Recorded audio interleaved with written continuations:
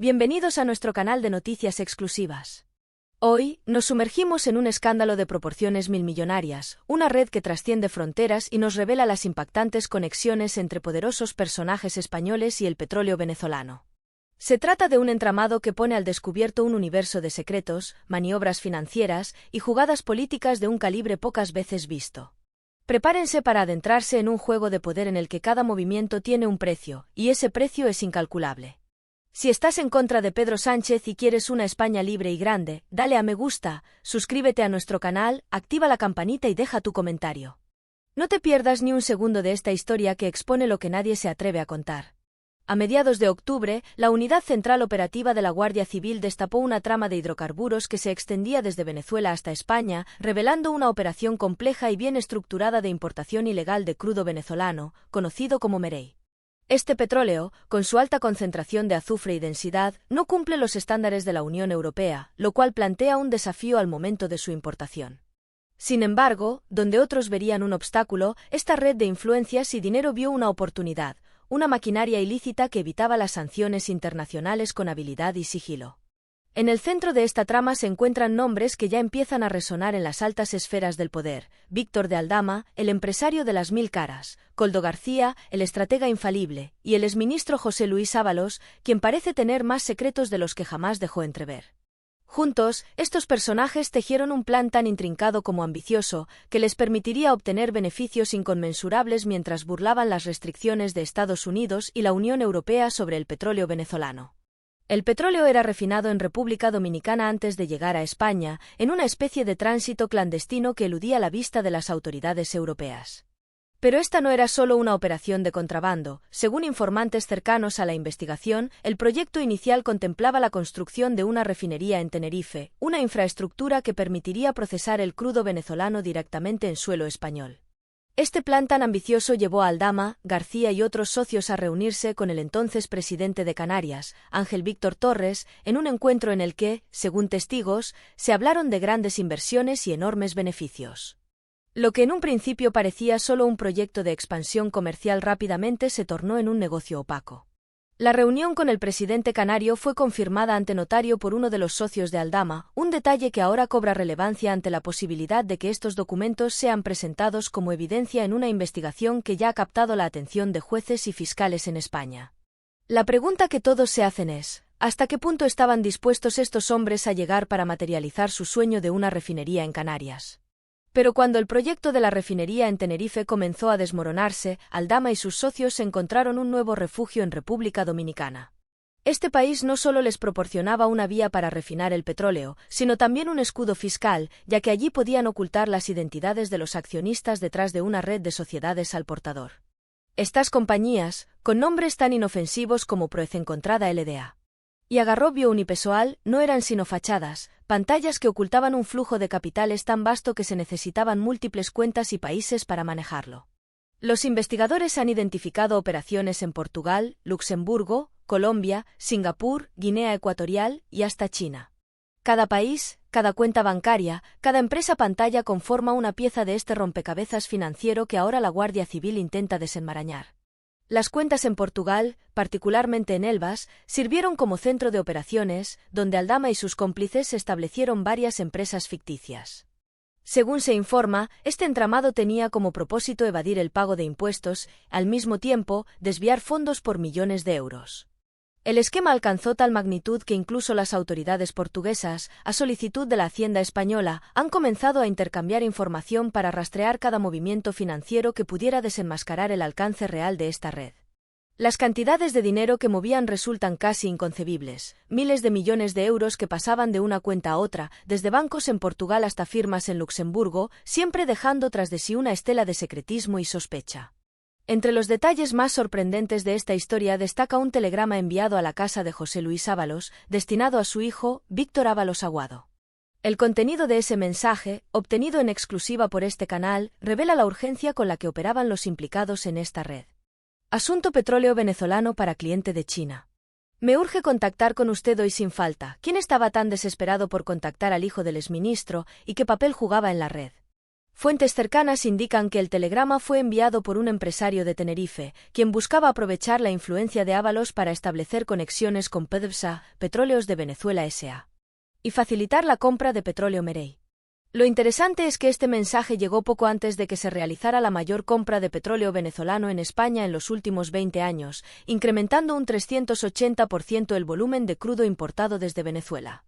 Las coincidencias son, cuanto menos, intrigantes. Mientras los investigadores examinan cada documento y conexión, el ambiente político comienza a agitarse. No solo la implicación de un exministro de Fomento y secretario de Organización del PSOE añade un matiz perturbador a este caso, sino que se empieza a vislumbrar una serie de documentos comprometedores encontrados en los discos duros de Koldo García, quien aparentemente mantenía una relación epistolar con Pedro Sánchez. ¿Qué secretos contienen esos mensajes?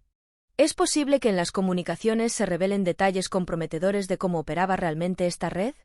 A medida que la UCO prepara un informe exhaustivo que será entregado a los jueces Ismael Moreno y Santiago Pedraz, el mundo político español se estremece. Si algo queda claro en esta historia es que el poder y el dinero a menudo cruzan caminos en las sombras, dejando a su paso solo la incertidumbre de hasta dónde llega el alcance de sus influencias y complicidades. A día de hoy, el público espera respuestas, y los involucrados parecen estar cada vez más acorralados. La Guardia Civil, con paciencia y determinación, sigue destapando cada capa de esta compleja red, mientras los tribunales se preparan para recibir un tercer informe que podría ser devastador para aquellos que alguna vez creyeron que su poder les protegía de cualquier rendición de cuentas. Si estás en contra de los abusos de poder y crees en una España libre de corrupción, no olvides suscribirte, dar me gusta, activar la campanita y comentar. Esta historia aún no ha terminado, y aquí la seguiremos hasta el final. Quédense con nosotros para descubrir la verdad detrás de los hechos que sacuden a nuestro país. El entramado que permitió la llegada de petróleo venezolano a Europa desvela una historia de rutas ocultas y pactos secretos, una red clandestina que esquiva sanciones, aprovecha lagunas legales, sobre todo, desafía a la comunidad internacional. El petróleo, proveniente de Venezuela, debía sortear sanciones que bloqueaban su ingreso directo a Europa, pero eso no fue un obstáculo para las mentes detrás de esta operación. De Aldama, un empresario tan discreto como ambicioso, junto a su socio Claudio Rivas, comenzaron a construir un puente entre Venezuela y Europa, que pasaría a través de República Dominicana. Este destino tropical y aparentemente inocente se transformó en el epicentro de una operación que permitía refinar el crudo y reexportarlo, desdibujando así su origen. Si estás en contra de los abusos de poder y quieres una España libre de corrupción, dale me gusta, suscríbete al canal, activa la campanita y déjanos tus comentarios.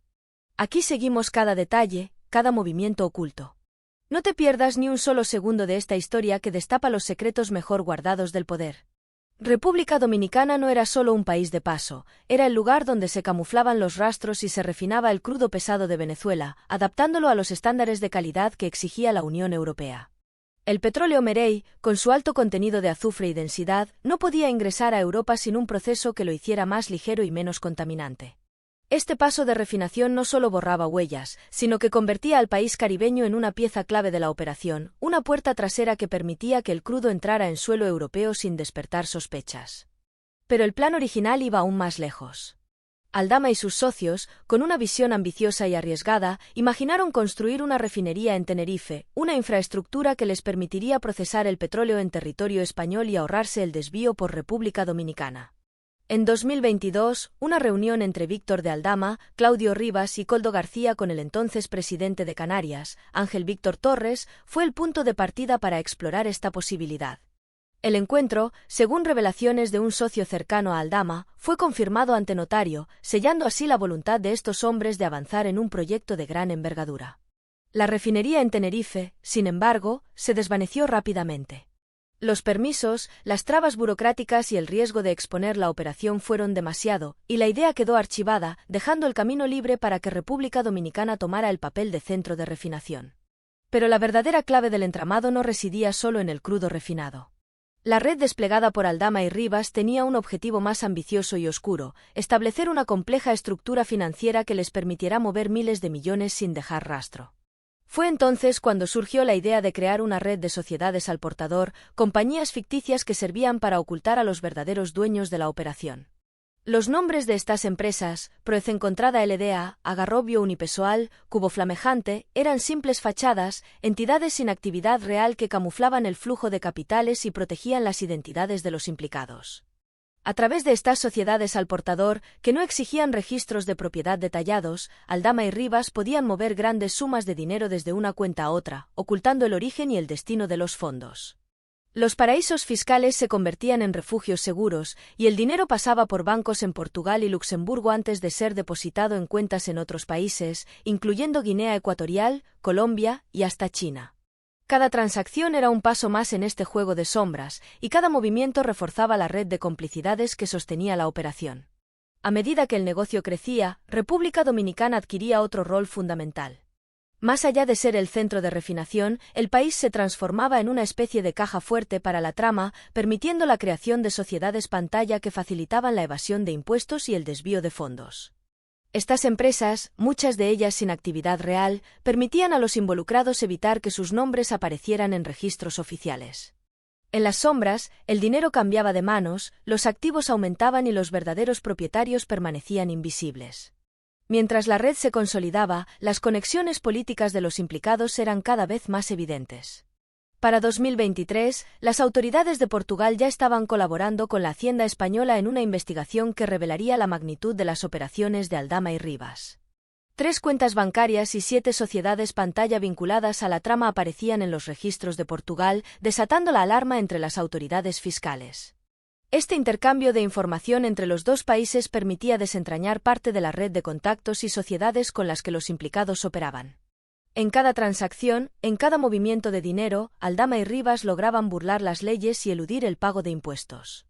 La empresa más destacada de esta estructura era Atmosfera Audaz Unipesoal LDA, radicada en el pequeño pueblo portugués de Elvas y dedicada supuestamente a actividades comerciales, aunque en realidad no era más que una fachada.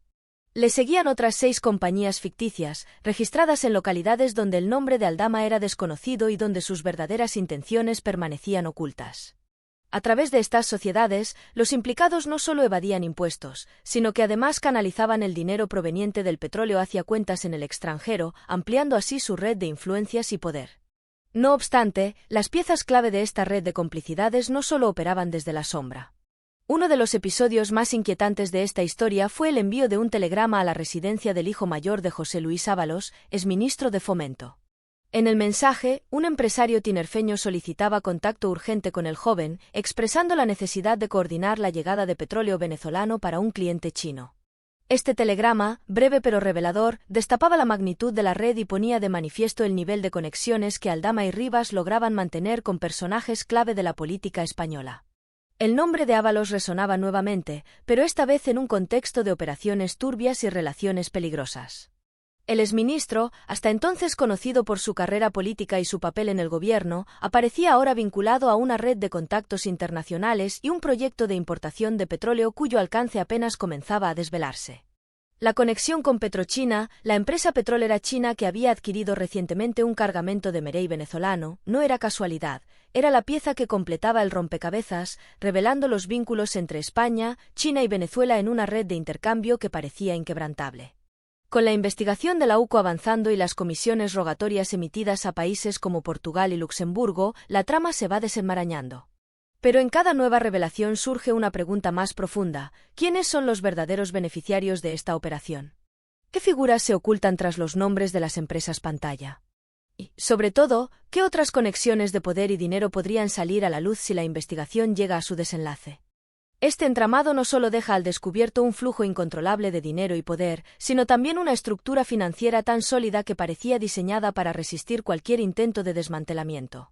Desde las reuniones clandestinas en Canarias hasta las operaciones bancarias en Portugal y el uso de sociedades ficticias en República Dominicana, cada paso está calculado para asegurar que el flujo de dinero siga sin interrupciones, mientras las verdaderas identidades permanecen ocultas tras el velo de los paraísos fiscales.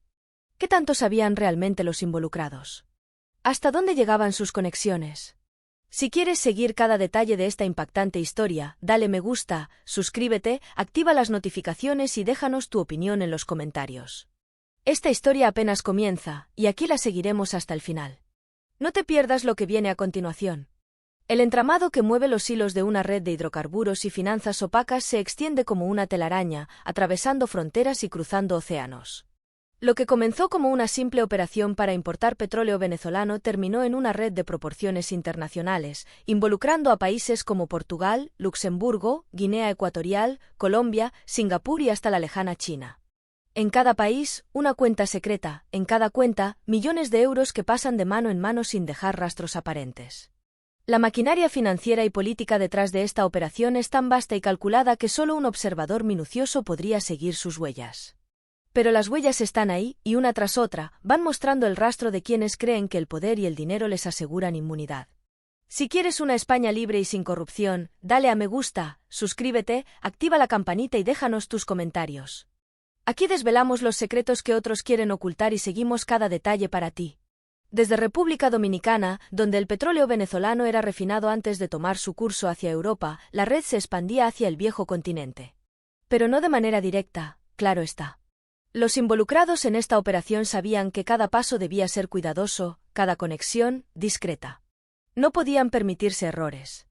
Así, mientras el crudo Merey avanzaba hacia sus destinos finales, el dinero de la red también hacía su propio recorrido, oculto en cuentas protegidas y amparado en compañías de papel que camuflaban los verdaderos nombres de quienes controlaban los fondos. Uno de los países clave en este esquema era Portugal, donde Aldama y sus socios establecieron varias sociedades fantasma que les permitieron mover grandes cantidades de dinero sin levantar sospechas. Estas empresas, creadas en ciudades pequeñas y poco conocidas, servían como puntos de partida para transferir fondos a otros territorios, especialmente Luxemburgo, un refugio que, aunque geográficamente pequeño, se alza como un coloso en cuanto a secretos financieros. En Luxemburgo, las cantidades manejadas por esta red eran tan altas que llamaron la atención de los investigadores, quienes comenzaron a desenterrar una red de sociedades vinculadas entre sí, todas relacionadas con el caso de hidrocarburos. Pero el dinero no solo se movía entre Europa y el Caribe. La red tenía ramificaciones en Guinea Ecuatorial, donde los fondos eran redirigidos a cuentas asociadas con supuestos proyectos de inversión, y en Colombia, donde se aprovechaban las condiciones fiscales favorables para abrir cuentas bancarias y realizar transferencias entre empresas que, en apariencia, no tenían conexión alguna entre sí. Singapur y China se erigían como los destinos finales, lugares donde el capital llegaba para luego ser invertido en negocios locales, pasando completamente desapercibido bajo la sombra de las leyes de secreto financiero. Cada movimiento financiero era calculado con precisión quirúrgica. Las empresas al portador, creadas para esconder la identidad de sus accionistas, permitían a los involucrados mover sumas multimillonarias, y al no estar ligadas a un nombre, se volvieron el escudo perfecto. Con cada cuenta, cada transferencia, el rastro se desvanecía un poco más, y en el limbo de paraísos fiscales, los verdaderos beneficiarios de esta red se sentían intocables, seguros de que su anonimato estaba blindado. Entre los movimientos más inquietantes de esta red estaba una serie de reuniones secretas realizadas con figuras de alto perfil en España. En particular, el intento de construir una refinería en Tenerife, que, de haberse concretado, habría cambiado el curso de la operación. En la primavera de 2022, Víctor de Aldama y Koldo García, junto a Claudio Rivas, lograron organizar una reunión con el entonces presidente canario, Ángel Víctor Torres. Según testigos que han hablado en condición de anonimato, la reunión fue un despliegue de promesas y proyecciones económicas. Aldama y sus socios prometieron grandes beneficios para las islas, empleos y una posible independencia energética, en un intento por asegurar la construcción de una refinería que les permitiría refinar el crudo directamente en territorio español. Sin embargo, las cosas no salieron como esperaban. A pesar de las gestiones, el proyecto de la refinería quedó truncado. Las complicaciones burocráticas, las trabas legales y el temor a la exposición pública forzaron a Aldama y sus socios a abandonar la idea. Pero este revés no los detuvo. Decidieron concentrar sus esfuerzos en el Caribe, asegurando que República Dominicana sería el eje de la operación. Desde allí, el petróleo seguiría su curso hacia Europa, y el dinero, que se multiplicaba con cada transacción, continuaría fluyendo hacia cuentas en el extranjero. El corazón financiero de la operación, sin embargo, se encontraba en Luxemburgo, donde los fondos se movían de cuenta en cuenta, a través de sociedades interpuestas y gestiones bancarias que dejaban poco espacio para el escrutinio. Aquí, las cantidades eran tan altas que obligaron a los investigadores a fijarse en el entramado de empresas que facilitaban estas operaciones. Y aunque cada cuenta parecía ser propiedad de una empresa distinta, las conexiones entre ellas eran innegables. Los investigadores descubrieron una serie de patrones, transferencias coincidentes y contactos que revelaban una estructura común, una estrategia perfectamente diseñada para asegurar que el dinero siempre estuviera un paso adelante de las autoridades. China, el destino final de una parte significativa de estos fondos, se convertía en la última pieza de este rompecabezas. Con el auge de la economía asiática, Aldama y sus socios vieron en el gigante oriental un mercado dispuesto a aceptar sus inversiones sin hacer preguntas. En Singapur, considerado uno de los centros financieros más discretos del mundo, se crearon empresas pantalla que actuaban como puentes entre los fondos de Guinea Ecuatorial y las inversiones en China. Así, el dinero se movía con rapidez y sin apenas levantar sospechas, consolidando una estructura que parecía impenetrable. Sin embargo, los detalles inquietantes continuaban apareciendo. Durante la investigación, la UCO descubrió pruebas de una serie de reuniones que se realizaban en el más absoluto secreto, donde los implicados hablaban de sus próximos movimientos y de cómo mantener sus identidades a salvo. Los encuentros, celebrados en salas apartadas de hoteles de lujo, se volvieron casi rituales, con cada paso documentado, cada instrucción clarificada. Entre los nombres que asistían a estas reuniones aparecía, sorprendentemente, el del exministro José Luis Ábalos, quien mantenía contacto cercano con Aldama y Rivas. Los vínculos de Ábalos con el núcleo de la red han dejado a muchos boquiabiertos. No solo participó en las reuniones que decidieron el curso de esta red, sino que además facilitó contactos clave que permitieron a los implicados afianzar su operación sin contratiempos. Las conexiones de Ábalos se extendían a las esferas políticas de alto nivel, y su influencia, lejos de estar limitada al ámbito español, alcanzaba América Latina y Europa. Las autoridades continúan su lucha por desentrañar cada capa de esta red, conscientes de que, detrás de cada empresa, cada cuenta y cada movimiento financiero, hay un sistema diseñado para proteger a los verdaderos arquitectos de la trama. Pero las piezas de este rompecabezas no encajan del todo, algo falta. Se sabe que Aldama y sus socios manejaron cifras millonarias, que las transferencias cruzaron continentes y que el dinero fue lavado y oculto en cuentas secretas, pero, ¿qué tan profundo llega la implicación de otros nombres que quizás aún no han salido a la luz? Si te impacta ver cómo se mueven millones desde la sombra, comparte este vídeo y mantente al tanto de nuestras próximas revelaciones. Dale me gusta, suscríbete, activa la campanita y déjanos tu opinión en los comentarios. Aquí, cada detalle cuenta y nos aseguramos de que no te pierdas ni un solo paso de esta impactante historia. El final de esta historia, de momento, sigue abierto. La red internacional que maneja el petróleo venezolano y los millones que genera sigue operando, aún oculta en las sombras. Cada día se revelan nuevos detalles, pero en el fondo, queda la sensación de que esta telaraña de poder, dinero y corrupción apenas ha comenzado a desenredarse. Un día cualquiera, en una calle discreta de Madrid, un mensajero deja un telegrama en una residencia en apariencia común, pero la historia que ese sobre de papel grisáceo trae consigo cambiaría el rumbo de las investigaciones más oscuras de los últimos tiempos. El destinatario, Víctor Ábalos Aguado, el hijo del exministro de Fomento José Luis Ábalos. El mensaje es corto, casi urgente, y destila un aire de secreto y misterio que invita a cuestionarlo todo. Asunto: petróleo venezolano para cliente de China. Me urge contactar con usted hoy sin falta. Esas pocas palabras desvelan apenas la punta de un iceberg de dimensiones colosales, donde los negocios ilícitos, la política y el poder se entrelazan en una red que abarca continentes. Si estás en contra de la corrupción en las altas esferas, dale a me gusta, suscríbete al canal, activa la campanita y deja tu comentario. Aquí seguimos cada detalle y revelamos lo que otros intentan esconder. No te pierdas ni un solo momento de esta historia que expone los secretos más ocultos. El telegrama genera un escalofrío en el mundo político español, y con razón. ¿Qué hacía el exministro Ábalos implicado en operaciones tan turbias? ¿Hasta dónde llegaba la red de influencias que, aparentemente, vinculaba al exministro con el negocio petrolero venezolano? Las respuestas no son fáciles, y el camino hacia la verdad parece desdibujarse a cada paso. Para entender lo que realmente estaba en juego, hay que adentrarse en el mundo clandestino de conexiones internacionales, empresas pantalla y reuniones secretas, un mundo en el que solo los nombres más poderosos se mueven con libertad. Todo comienza con el crudo Merey, un petróleo denso y con un alto contenido de azufre que proviene de las profundidades de Venezuela. Su comercialización en Europa estaba bloqueada debido a sanciones y restricciones ambientales, lo que lo convertía en un recurso tan atractivo como inalcanzable para muchos. Pero no para aquellos que tenían las conexiones adecuadas. PDVSA, la petrolera estatal venezolana, se convierte en el epicentro de este esquema y, al parecer, en el punto de partida de la conexión entre Ábalos y el entramado que mueve estos recursos desde el Caribe hasta Europa, esquivando sanciones con precisión quirúrgica.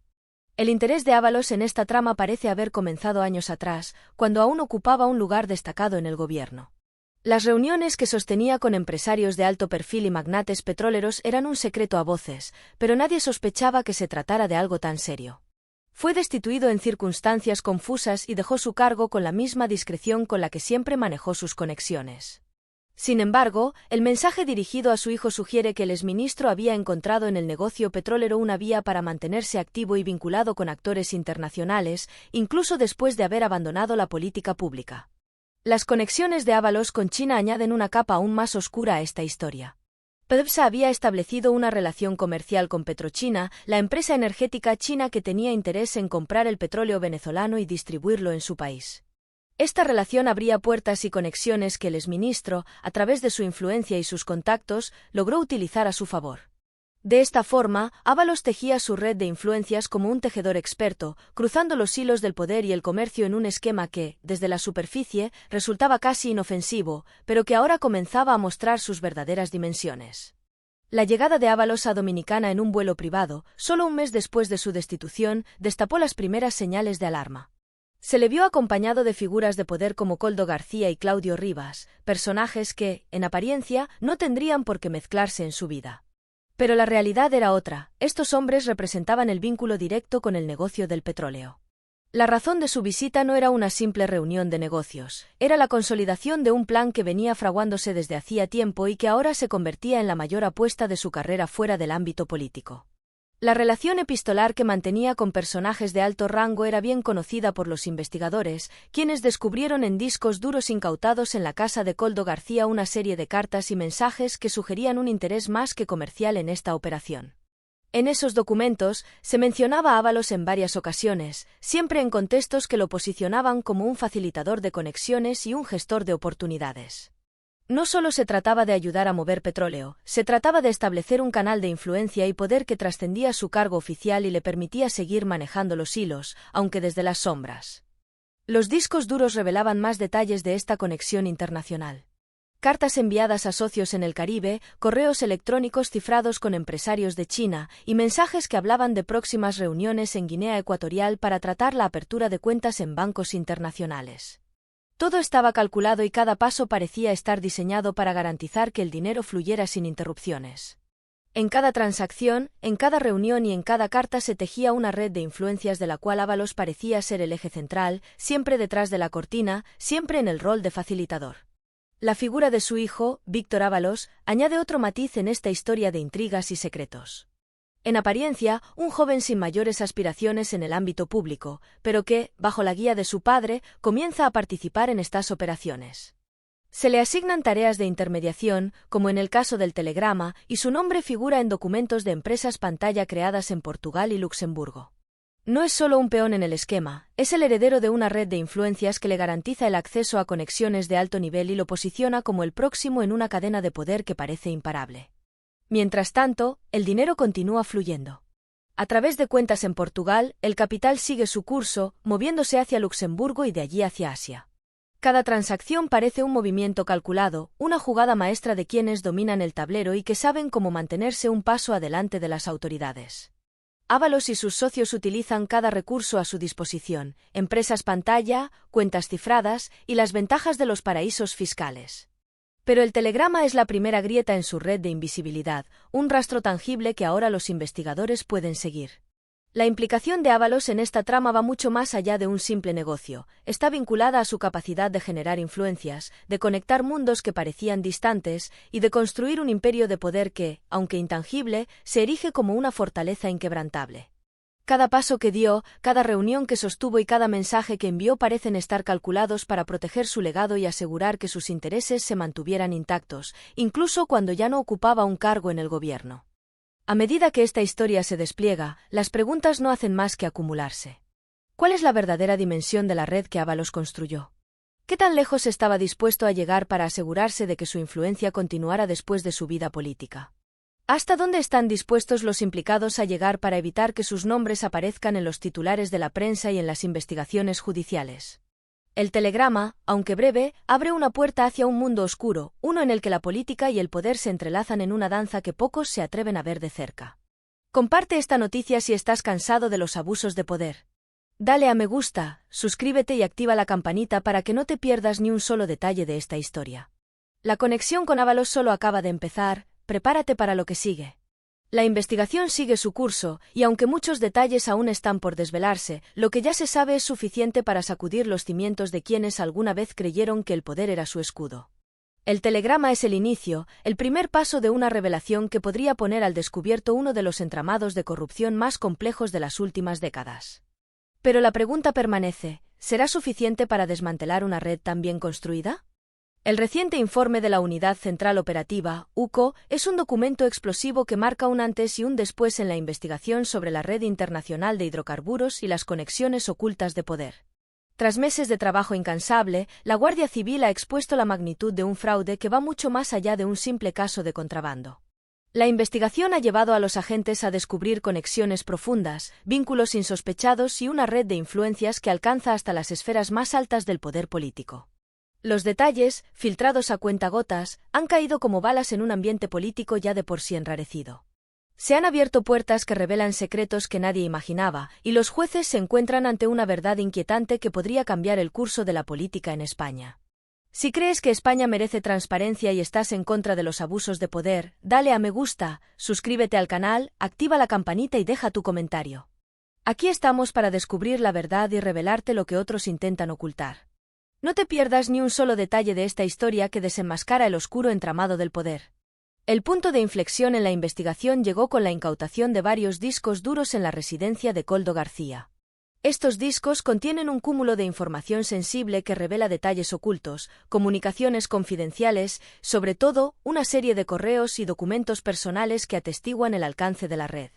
Entre los archivos hallados, hay comunicaciones directas entre el propio Koldo García y figuras de alto nivel, donde se sugieren conexiones políticas que hasta el momento habían permanecido fuera del radar de los investigadores.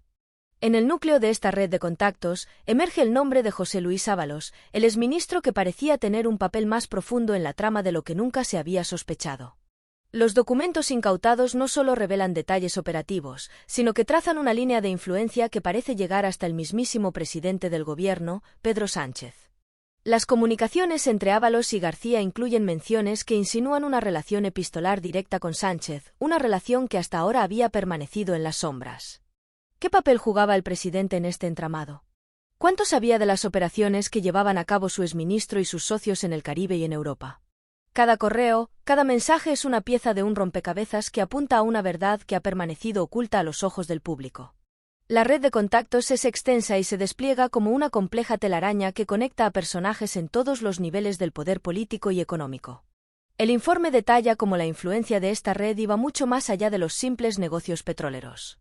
Se trataba de un esquema de poder que involucraba sobornos, promesas de favores futuros y una red de favores que se intercambiaban con una precisión casi mafiosa.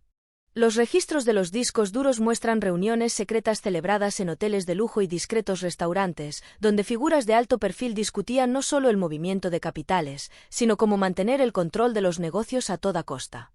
Una serie de correos en particular ha llamado la atención de los investigadores.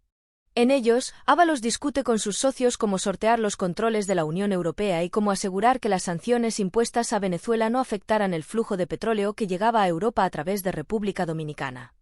En estos intercambios, el exministro hace gala de una seguridad y un dominio del tema que hace evidente su implicación en cada paso de la operación. Los correos sugieren además que la conexión con China y Guinea Ecuatorial no fue accidental, sino parte de una estrategia que buscaba diversificar las rutas y proteger el negocio a toda costa. La UCO ha compartido su informe preliminar con dos jueces de alto perfil en España, Ismael Moreno y Santiago Pedraz, quienes ahora tienen la difícil tarea de desenmarañar los lazos de esta red de corrupción y evaluar la magnitud de los delitos cometidos.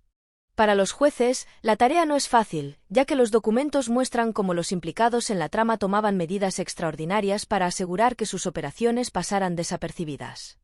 Los discos duros contienen no solo evidencias de los movimientos financieros, sino también mensajes que detallan las estrategias que los implicados pensaban implementar en caso de que la trama fuera descubierta.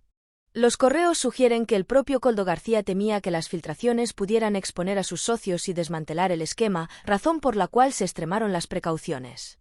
La implicación de Sánchez es el golpe más duro de todos, una revelación que ha dejado sin palabras a los medios y al público en general. Aunque los correos y documentos no muestran una implicación directa en las operaciones de contrabando, insinúan un conocimiento por parte del presidente sobre los negocios oscuros que llevaban a cabo sus socios más cercanos. Las menciones a Sánchez son sutiles, pero suficientes para despertar sospechas. Los jueces se enfrentan ahora a la pregunta más espinosa de todas: ¿hasta dónde llegaba realmente la influencia del presidente en la red? La relación entre Ábalos y Pedro Sánchez había sido estrecha desde el inicio de su mandato, pero los detalles que ahora salen a la luz muestran una cercanía que va mucho más allá de lo estrictamente profesional. Los correos sugieren que Sánchez y Ábalos mantenían una comunicación constante y que el presidente confiaba en su exministro para manejar ciertos asuntos sensibles, incluso después de su salida del gobierno. La pregunta que queda en el aire es si Sánchez conocía los detalles específicos de la operación o si su papel se limitaba a observar desde lejos. Las ramificaciones de esta investigación son profundas y podrían cambiar el curso de la política en España. La UCO ha dejado claro que este es solo el inicio y que quedan muchos documentos por revisar y pistas por seguir. Cada día que pasa, surgen nuevos detalles que apuntan a una red de corrupción que no solo abarca a altos funcionarios en España, sino que también tiene vínculos con empresas y gobiernos extranjeros. Los jueces se preparan para interrogar a los implicados, y se espera que en las próximas semanas se produzcan declaraciones que podrían destapar aún más detalles de esta trama. El caso ha puesto en alerta a las instituciones y ha generado una ola de indignación en el público, que demanda respuestas y, sobre todo, justicia. Las redes sociales arden con comentarios y exigencias de que se investigue a fondo y se castigue a los responsables. La presión pública se hace sentir, y los jueces saben que esta investigación no solo es una cuestión legal, sino un reflejo de la confianza de la ciudadanía en sus instituciones. El informe de la UCO marca el inicio de los días más oscuros para aquellos que, creyéndose intocables, han operado al margen de la ley. La investigación ha dejado claro que el dinero y el poder son fuerzas peligrosas, y que cuando se combinan, pueden crear redes tan impenetrables como letales. Las próximas semanas serán decisivas para determinar quiénes son los verdaderos arquitectos de esta trama y hasta qué punto llega la implicación de cada uno de los implicados. Este caso solo empieza. No te pierdas las próximas revelaciones que nos podrían llevar a los rincones más oscuros del poder. Dale a me gusta, suscríbete, activa la campanita y comenta lo que opinas de este caso que pone a prueba los límites del poder y la justicia.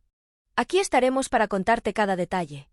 Mientras tanto, los ojos de todo un país permanecen fijos en el desenlace de esta historia, una historia que podría cambiarlo todo. El informe de la UCO está sobre la mesa, los jueces están listos para actuar y el público espera con ansias el momento en que se haga justicia.